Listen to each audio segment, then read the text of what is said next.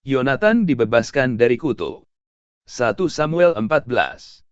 Ketika orang-orang Israel terdesak pada hari itu, Saul menyuruh rakyat mengucapkan kutuk, katanya, "Terkutuklah orang yang memakan sesuatu sebelum matahari terbenam dan sebelum aku membalas dendam terhadap musuhku."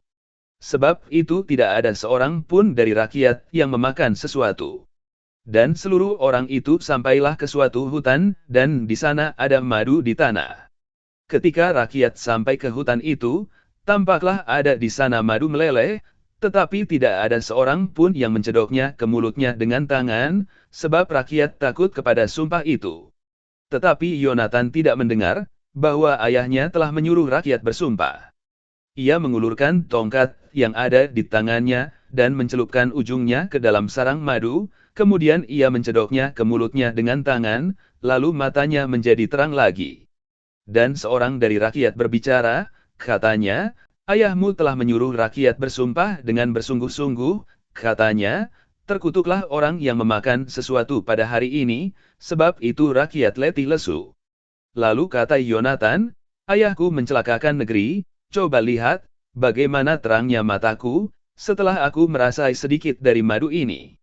Apalagi, jika sekiranya rakyat pada hari ini boleh makan dengan bebas dari jarahan musuhnya, yang telah didapatnya.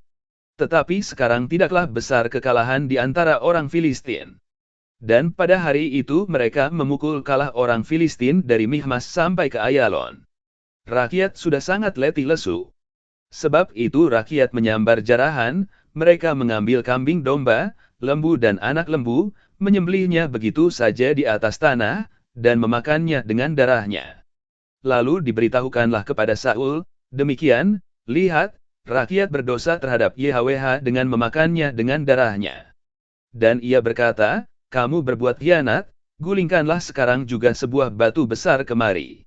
Kata Saul pula, "Berserak-seraklah di antara rakyat dan katakan kepada mereka, setiap orang harus membawa lembunya atau dombanya kepadaku, sembelihlah itu di sini, maka kamu boleh memakannya.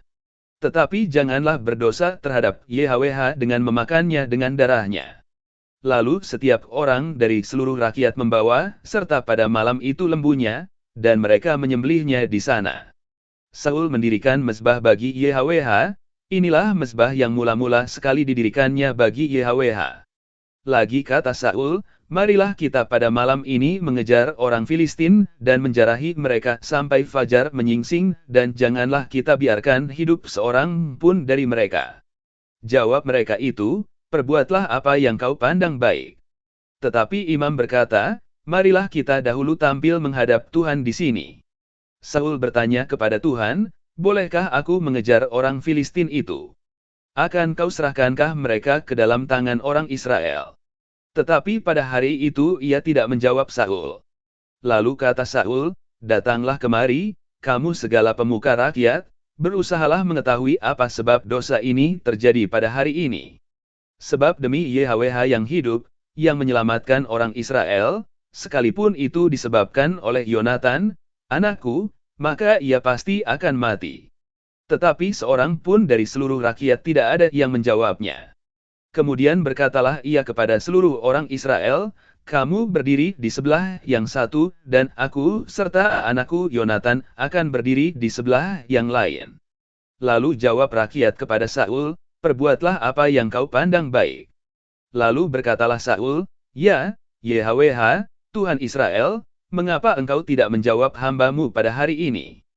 Jika kesalahan itu ada padaku atau pada anakku Yonatan, ya YHWH, Tuhan Israel, tunjukkanlah kiranya Urim, tetapi jika kesalahan itu ada pada umatmu Israel, tunjukkanlah Tumim."